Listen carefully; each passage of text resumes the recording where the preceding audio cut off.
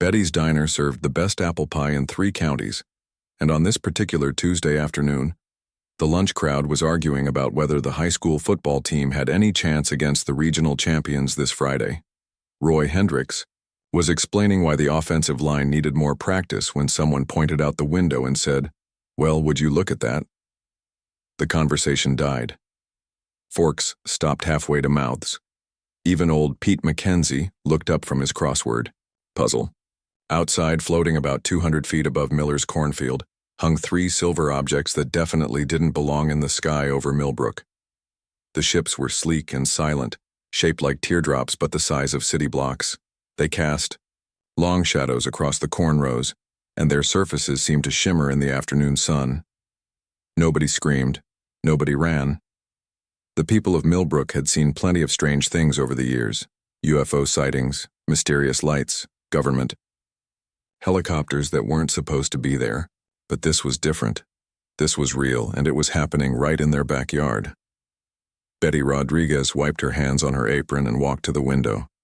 She had been running the diner for 23 years, had fed 3 generations of families, and wasn't easily impressed. "Well," she said, "I guess we're not in Kansas anymore." "We ain't in Kansas to begin with, Betty," said Danny Cooper, trying to lighten the mood. But his voice cracked a little. Danny was 28, had served 2 tours in Afghanistan, and thought he had seen everything. The ships above the cornfield made his military experience feel like playing with toy soldiers. Roy stood up slowly.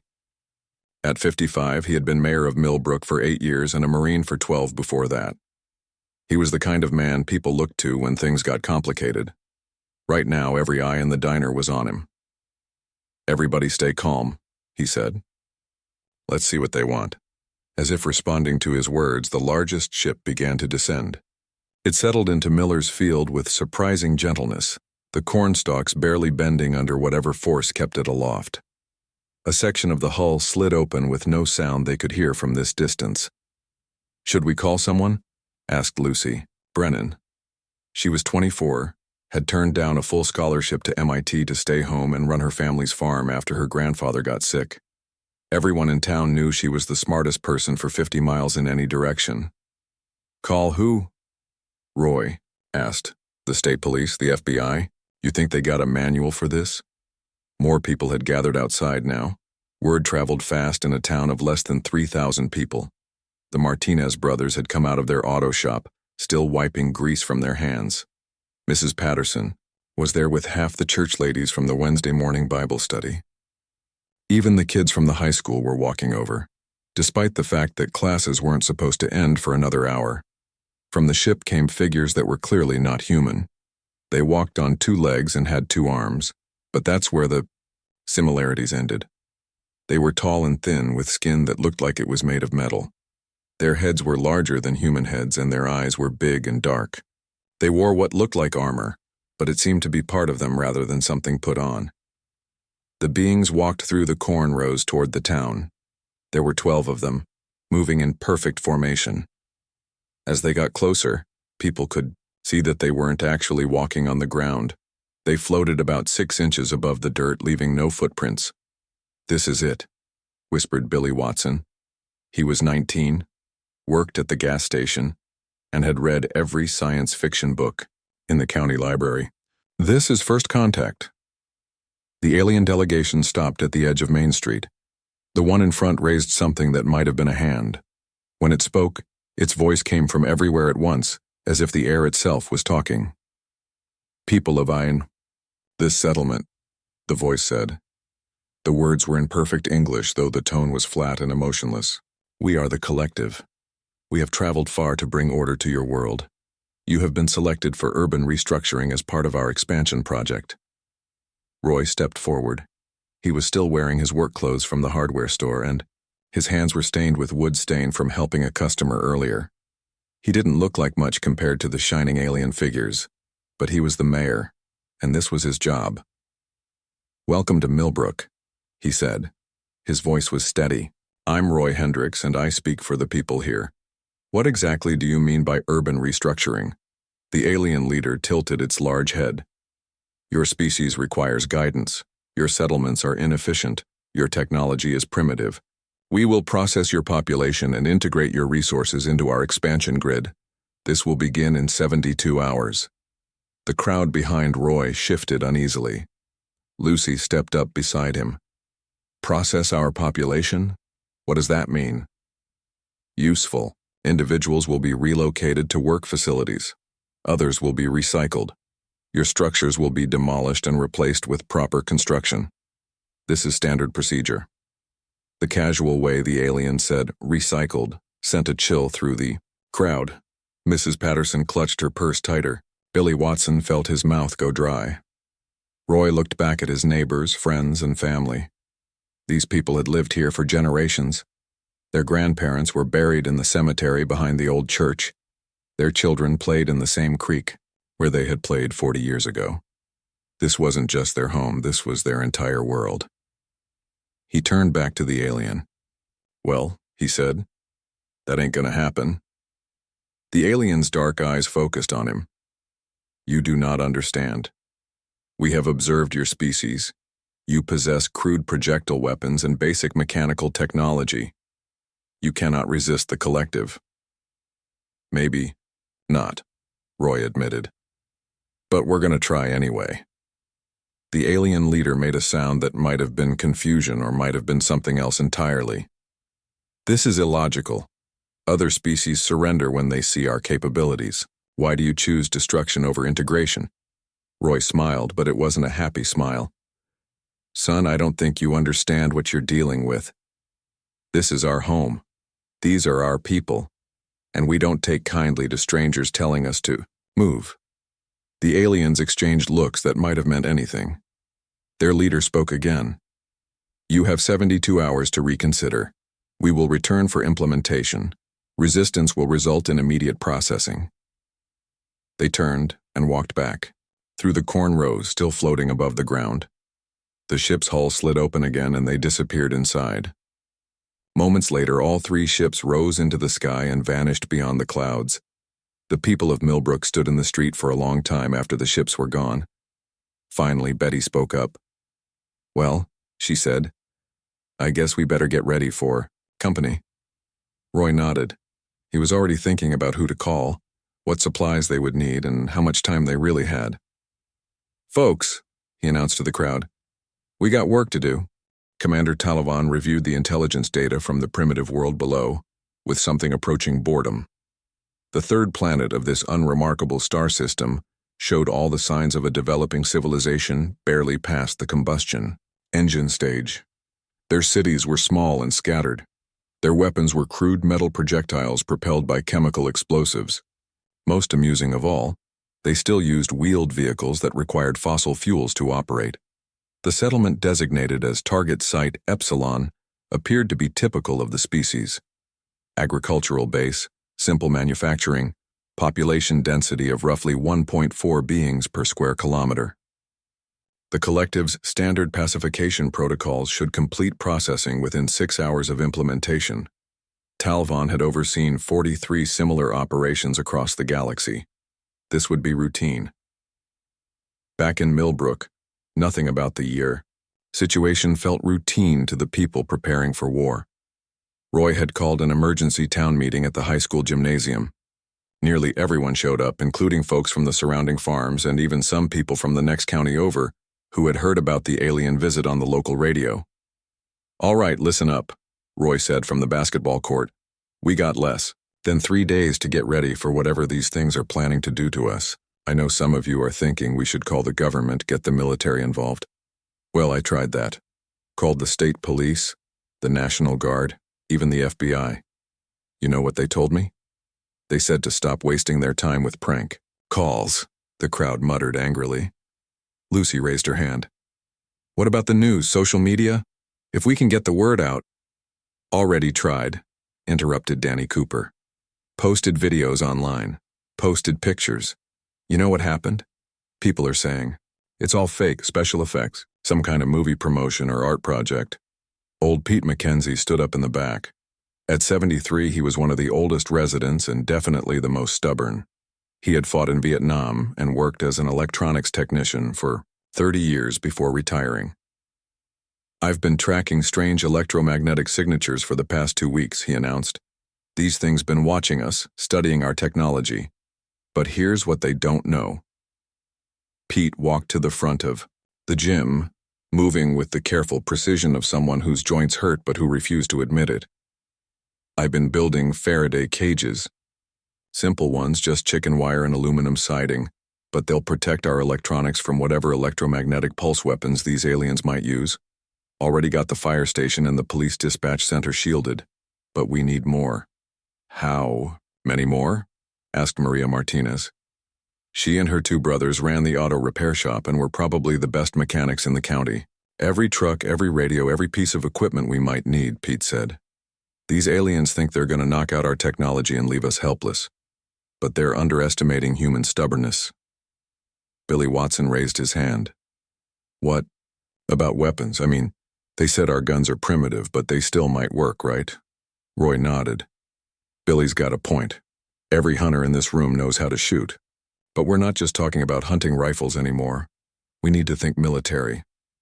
"I can help with that," said a voice from the back. Everyone turned to see a man in his 40s wearing a worn baseball cap. "Name's Eddie Carson. Served 3 tours in Iraq, 2 in Afghanistan. Been living up in the mountains since I got back. Heard about your situation on my ham radio." Eddie walked forward, and people could see the hard look in his eyes that marked someone who had seen real combat. "These aliens made a mistake coming to a place like this. You got hunters who can shoot a deer at 300 yards. You got mechanics who can fix anything with spare parts and duct tape. You got farmers who know every inch of ground for miles around. And you got people who don't quit when things get tough." Mrs. Patterson, who had been quiet during most of the meeting, stood up. "What about supplies, food, water, medical care? If we're going to fight, we need to be organized." "Already thought of that," said Betty Rodriguez. "The church ladies and I have been making lists. We know where everything is in this town: food, medicine, tools, fuel. We can set up supply lines and field kitchens."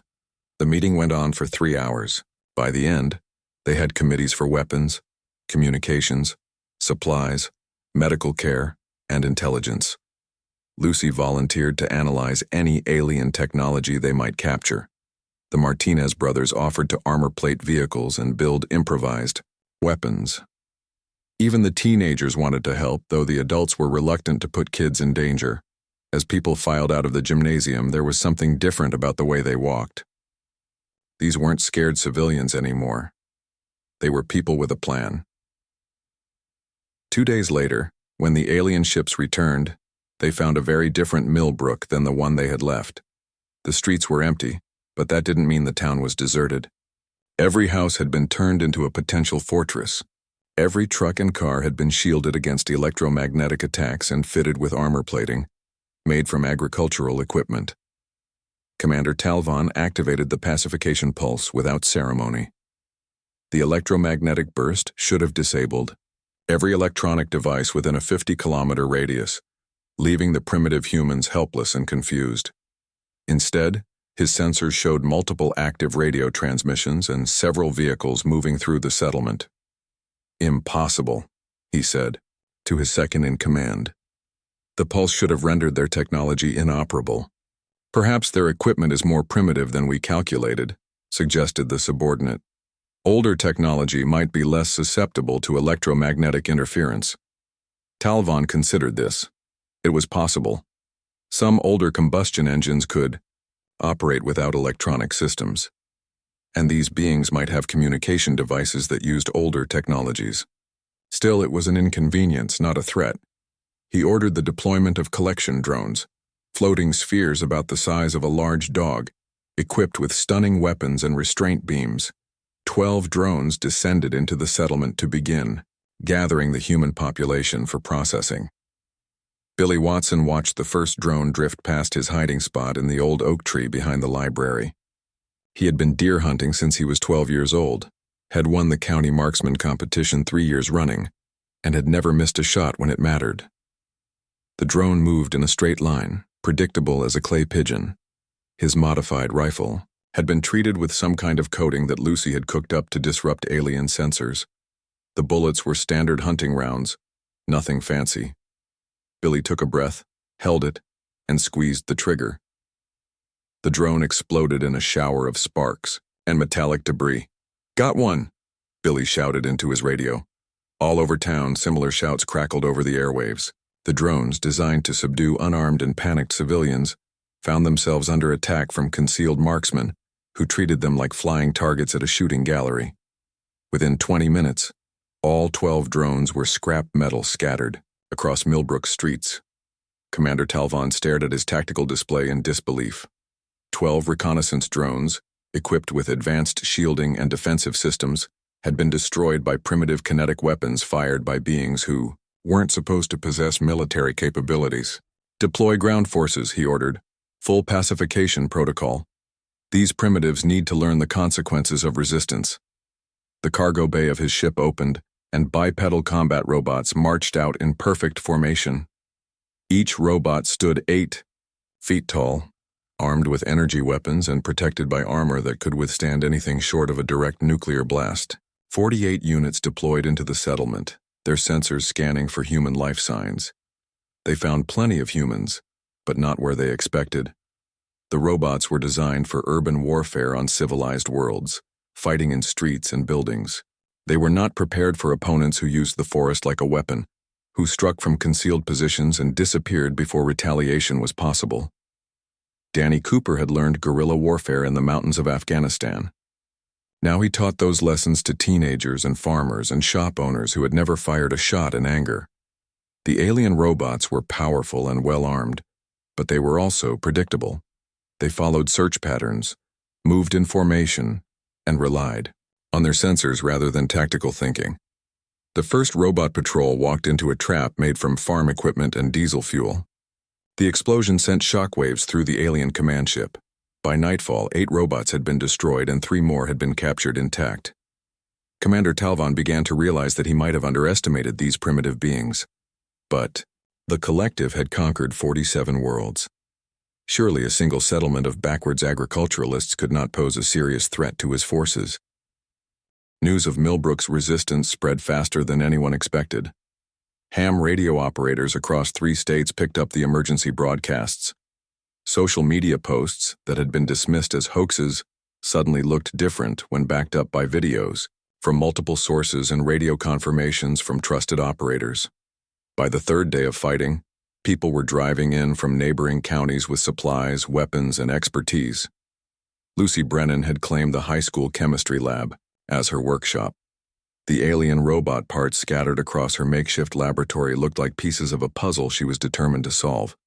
She had always been good with electronics, but this was beyond anything she had learned in college before she dropped out to care for her grandfather. The robot's power source was a cube about the size of a tennis ball that hummed with energy. Its circuits were made from materials she couldn't identify, but the basic principles seemed familiar. Energy flowed from point A to point B, just like in human electronics. The alien technology was more advanced, but it followed the same physical laws. "What do you think?" asked Tommy Miller, one of her former classmates.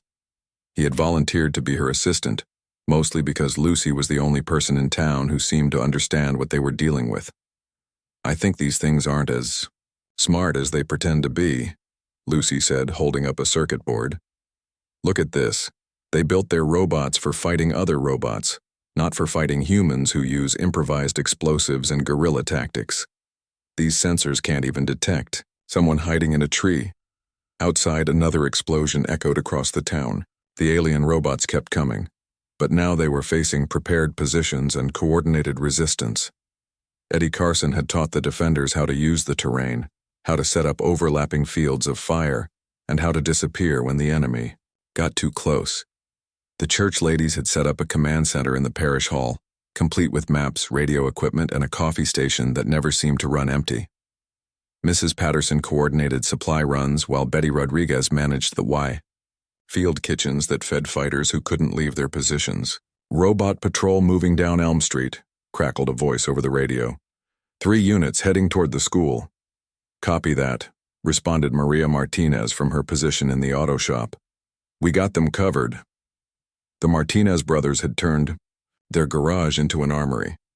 They had welded armor plating onto pickup trucks built improvised weapons from farm equipment, and created mobile fighting positions that could move from cover to cover.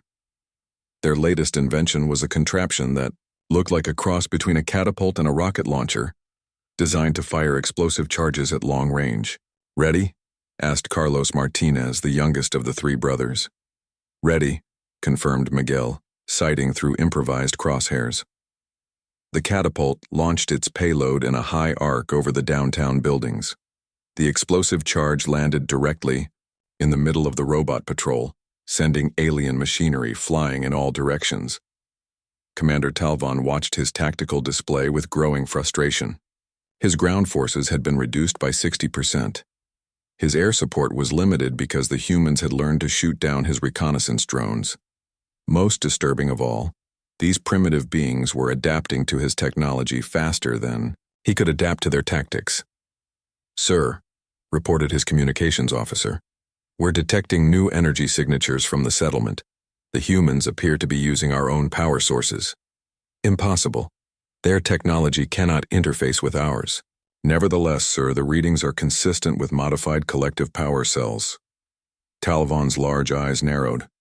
If the humans were reverse engineering collective technology, they were more dangerous than he had calculated. But they were still just one small settlement on a backward world. The collective had ships, orbital weapons, and resources that these primitives couldn't imagine. "Prepare the orbital bombardment system," he commanded. "If we cannot take this settlement intact, we will destroy it and move on to easier targets." "Sir, orbital bombardment will also destroy any useful resources in the area. The resources are less important than the example. Other human settlements must see what happens to those who resist the collective." Back in Millbrook, Lucy made her breakthrough while trying to figure out how to power a captured alien weapon. The robot's energy weapon used a different kind of electricity than human devices, but she had noticed that it operated on similar frequencies to CB radio transmissions. "That's it," she said to herself. Then louder, "That's it. Tommy, hand me that CB radio." She connected the alien power cell to the radio with a series of adapters she had built from spare electronics. The radio crackled to life, but instead of picking up trucker conversations, it was receiving alien communications. "Can you understand what they're saying?" Tommy asked. "Not yet, but I can hear their command frequencies, and if I can hear them..." Lucy began adjusting dials and connecting more equipment. "Maybe I can jam them too." The alien communications network was sophisticated but not encrypted. Why would it need to be? No primitive species had ever managed to intercept collective transmissions before. Lucy's improvised jamming system, built from CB radios, alien power cells, and a lot of trial and error, began broadcasting static on their command frequencies. The effect was immediate. Robot patrols suddenly stopped their coordinated movements. Some units wandered in circles, others simply shut down entirely. The few that remained operational were easy targets for the defenders who knew every hiding spot and firing position in town. "Hot damn!" Eddie Carson's voice came over the radio. "Whatever you just did, keep doing it." But Lucy wasn't done. She had been studying the alien ship's energy emissions, trying to understand how their technology worked. The ship stayed in orbit, supposedly out of range of human weapons.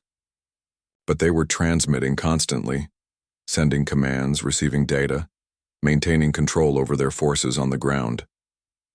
"What if we could turn their own technology against them?" she asked Tommy. "What do you mean?" Lucy held up a modified, alien power cell. "These things put out a lot of energy. What if we could overload their communication system, send feedback through their own network?" It took her 6 hours to build the device, working with components salvaged from destroyed robots and equipment donated by volunteers from surrounding towns. The feedback generator looked like something built by a mad scientist.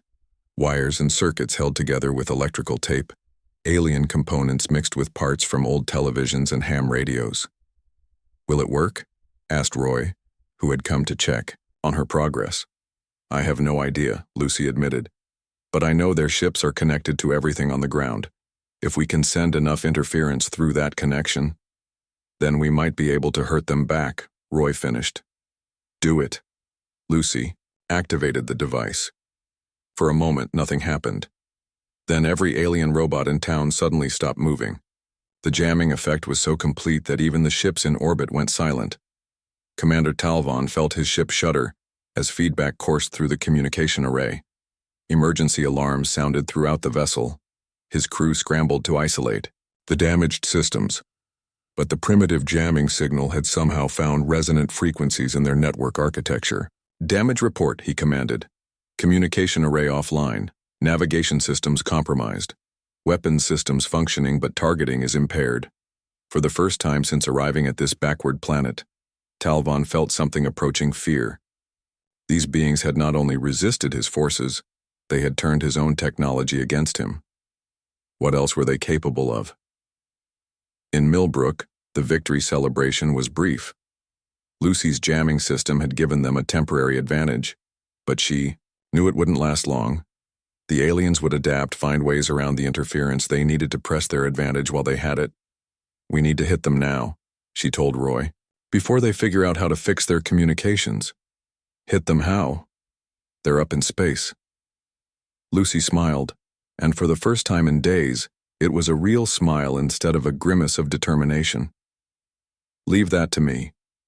I've got an idea that's either brilliant or completely insane." "In my experience," said Roy, "those are usually the same thing." The convoy stretched for 2 miles along Highway 47, a mix of pickup trucks, motorcycles, RVs, and military surplus vehicles that looked like it belonged in a post-apocalyptic movie. Word about Millbrook had spread through veteran networks, ham, radio clubs, and online forums that the government couldn't control. People were coming from as far away as Texas and Montana, bringing supplies, weapons, and most importantly, expertise. Sarah Williams parked her Harley-Davidson at the edge of town and walked toward the parish hall that had become the unofficial headquarters of the resistance. She was 42 years old, had served as a combat engineer in Iraq, and currently worked as a demolitions expert for a mining company in Colorado.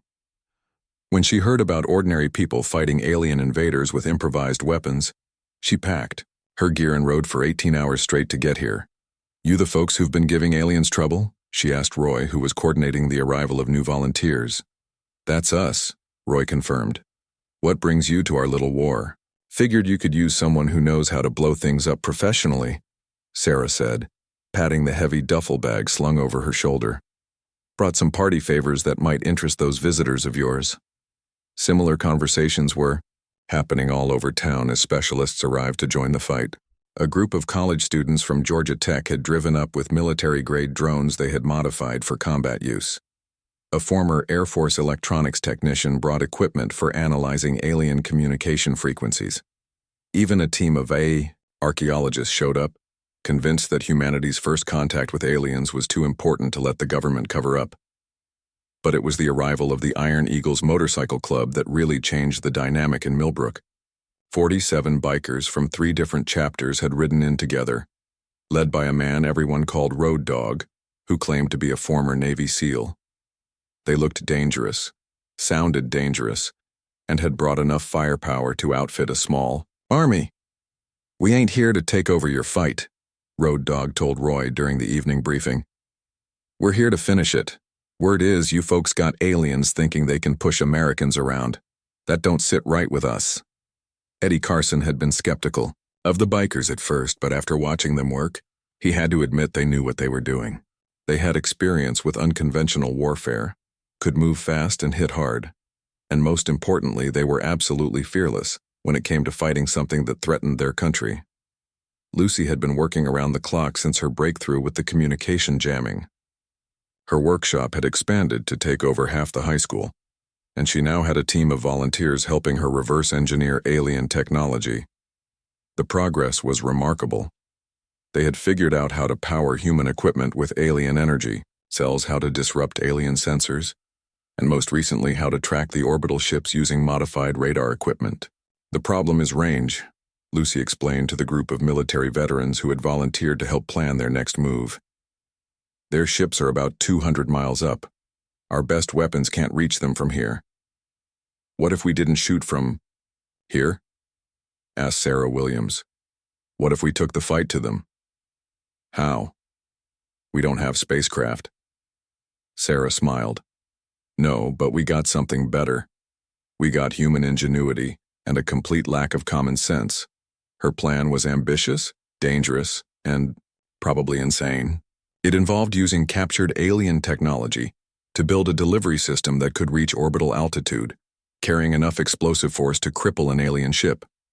The rocket would be guided by modified alien navigation systems and powered by a cluster of alien energy cells that Lucy had learned to overcharge for maximum output. It's basically a giant bottle rocket with alien parts, Sarah explained, except this bottle rocket is going to punch a hole in their ship. Will it work? Roy asked. Honestly, probably not. But it's the kind of crazy plan that might work precisely, because it's so crazy that they won't expect it. Commander Talvon was discovering that predicting human behavior was impossible. Every time he thought he understood their capabilities, they surprised him with something new. His communication systems had been restored, but the humans had learned to jam them selectively. His ground forces had been reinforced, but the humans had somehow acquired military-grade weapons and explosives. Most disturbing of all, his sensors were detecting energy signatures that matched collective technology. The humans were not just resisting his forces, they were stealing his equipment and turning it against him. This was supposed to be a routine pacification mission, not a protracted war against beings who fought like they had nothing to lose. "Sir," reported his tactical officer, "we're detecting unusual activity in the settlement, large-scale construction using both human and collective materials." "What kind of construction?" "Unknown, sir. The energy signature is consistent with a propulsion system, but the design doesn't match any known configuration." Talvon studied the sensor readings. The humans were building something, but he couldn't determine what it was. Given their tendency toward unpredictable solutions, he decided not to wait to find out. "Prepare for orbital bombardment," he commanded. "Target the center of the settlement." "Sir, that will also destroy our captured personnel and salvageable technology." "The personnel can be replaced. The technology is less important than ending this resistance before it spreads to other human settlements." The bombardment was scheduled for dawn, but the humans struck first. Lucy's improvised rocket launched at 3 a.m, a crude but effective missile that climbed through the atmosphere powered by alien technology that was never designed for such use. The guidance system was a patchwork of human and alien components that somehow managed to track the massive ship in orbit. Sarah's explosive payload was built around captured alien power cells that she had rigged to overload catastrophically. When the rocket punched through the ship's hull and detonated, the explosion tore through multiple decks and crippled the vessel's primary systems. Commander Talvon felt his ship listing as artificial gravity failed in several sections. Emergency. Lighting bathed the bridge in red. His crew worked frantically to restore systems, but the damage was extensive. The humans had somehow managed to strike at him from the planet's surface using weapons that shouldn't have existed. Damage report. Hull, breach on decks 7 through 12. Primary power offline. Life support functioning on backup systems, weapons array offline. What about the other ships? Standing by, sir, but they're requesting permission to withdraw to safe distance. Talvon realized that his invasion force was in serious danger. These humans didn't fight like any species the collective had encountered. They adapted faster than anyone thought possible, used tactics that defied military logic, and refused to surrender even when facing overwhelming odds. But more reinforcements were arriving on the planet's surface. His sensors detected hundreds of humans converging on the settlement, bringing vehicles, weapons, and equipment. The resistance was growing stronger, not weaker. For the first time in his career, Commander Talvon began to consider the possibility that the collective might lose this battle. The thought was almost unthinkable, but the evidence was mounting. These primitive beings were not just resisting conquest, they were winning. On the ground, the success of Lucy's rocket attack had energized the defenders and their growing army of volunteers. They had proven that the aliens could be hurt, that their technology wasn't invincible. Now they needed to press their advantage before the aliens regrouped. "What's our next move?" Roy asked during the morning briefing. Lucy looked up from the alien components she was studying.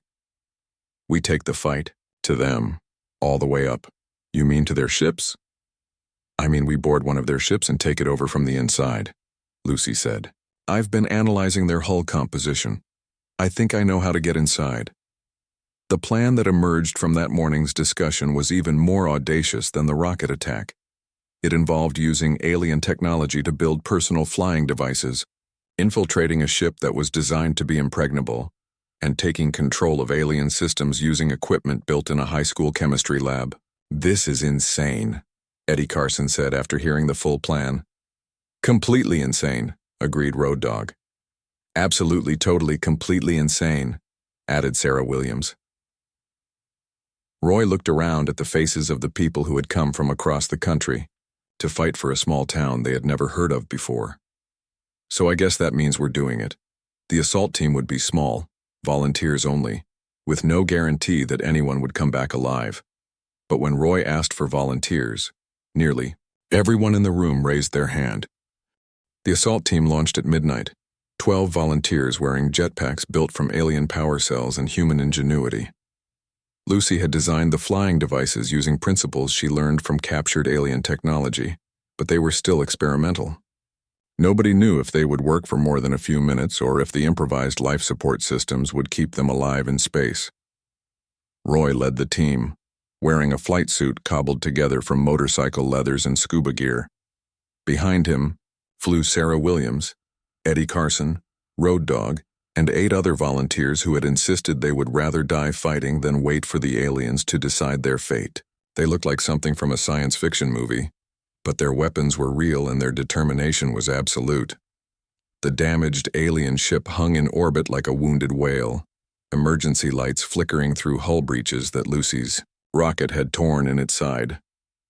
The assault team approached from the ship's blind spot, using the debris field from the explosion as cover. Their improvised jetpacks worked better than expected, though Roy suspected they were burning through fuel faster than calculated.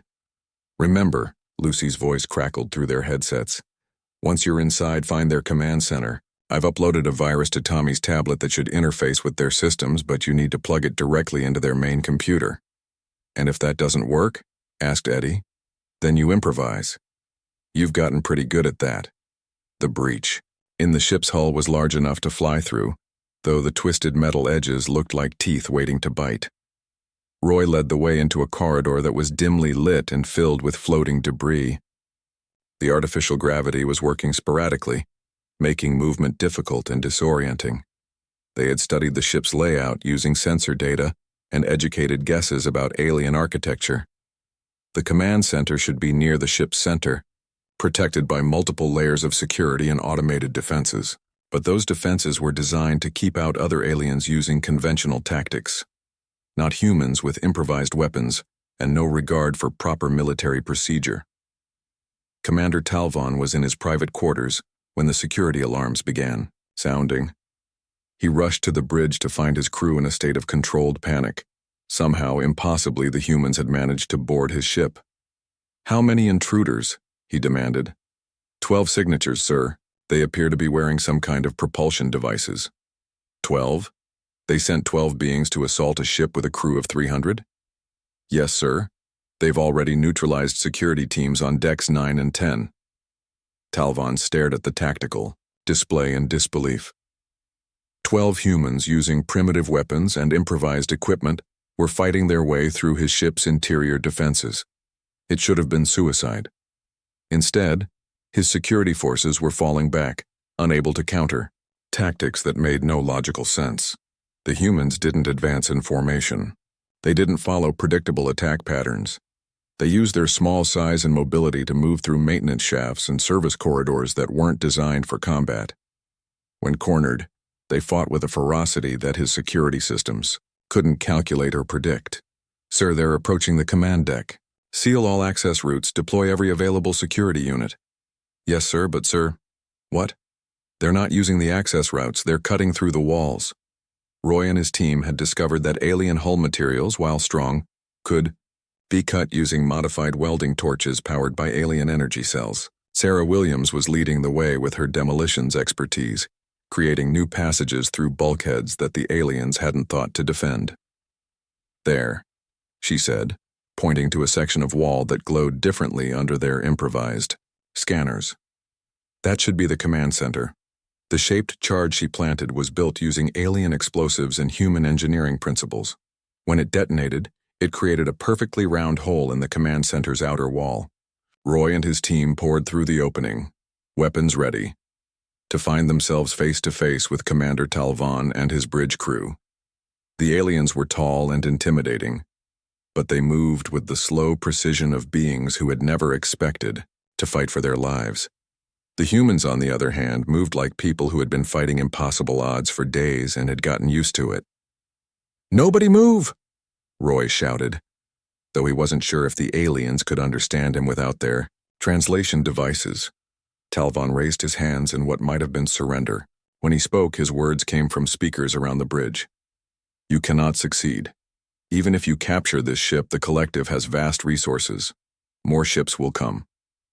"Maybe," Roy admitted, "but they'll think twice before messing with Earth again."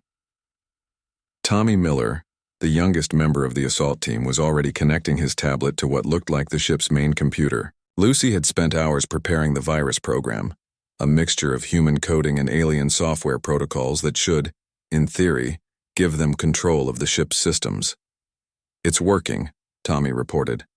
"I'm getting access to their navigation, communications, everything." "Good," Roy said, keeping his weapon trained on Talvan. "Send a message to their other ships. Tell them to back off, or we'll show them what happened to this one." But Talvan was looking at the humans with something that might have been curiosity instead of fear. "You could have destroyed this ship. Your weapons were capable of that. Why did you come aboard instead?" Roy thought about that for a moment. "Because we're not killers. We're defenders. There's a difference." "I do not understand. Every other species we have encountered either surrendered immediately or fought to mutual destruction. You resist, but you also show mercy. This is confusing." "Son, I think that's your problem right there," Roy said. "You've been dealing with species that think like you do. We don't. We're humans, and we're stubborn as hell, but we're not monsters." Sarah had been examining the alien control systems while keeping one eye on the prisoners. "Roy, I think I figured out how to send their ships away, but I need to know something first." She looked at Talvan. "If we let you go, if we send you back to wherever you came from, will you leave Earth alone?" Talvan considered this. His mission had been a complete failure. His forces had been defeated by beings using primitive technology and impossible tactics. The collective would not be pleased, but they would also not want to repeat this disaster. "If you allow us to leave with our remaining ships and personnel," he said slowly, "I will recommend that Earth be classified as a restricted world. 2. Dangerous for colonization or conquest."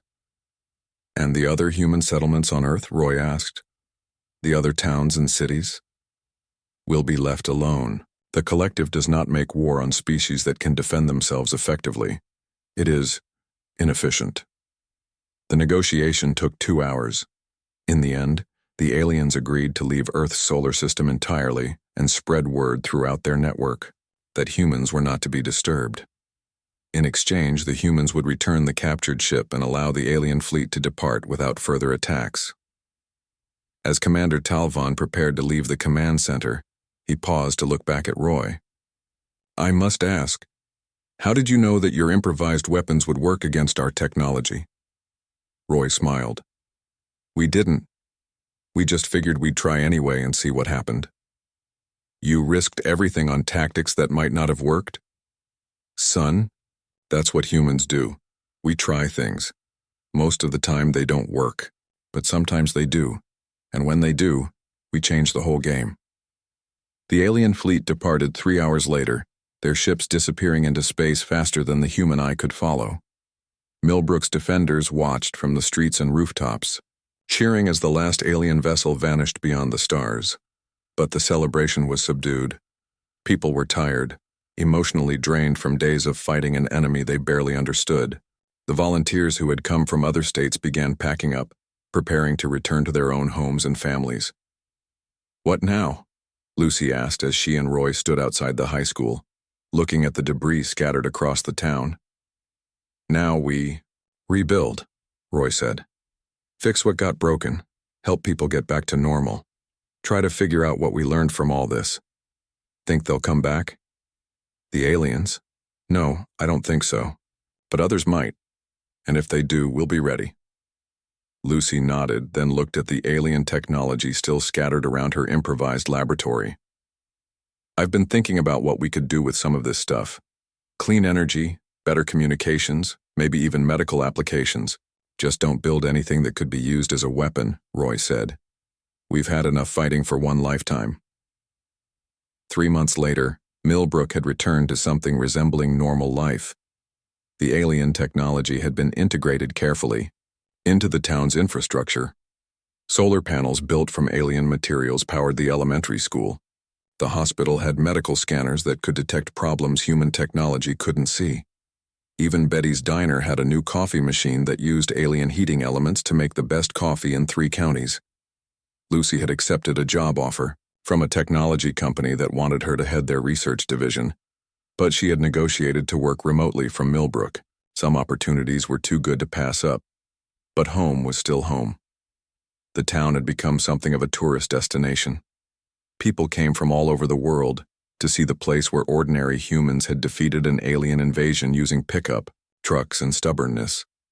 The government had tried to classify the whole incident, but too many people had been involved and too much evidence existed. Roy was still mayor, still ran the hardware store, and still served the best apple pie in 3 counties at the monthly town meetings.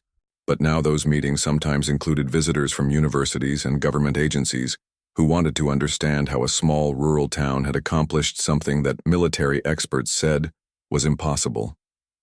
The secret, Roy would tell them, is that we didn't know it was impossible. We just knew it needed to be done.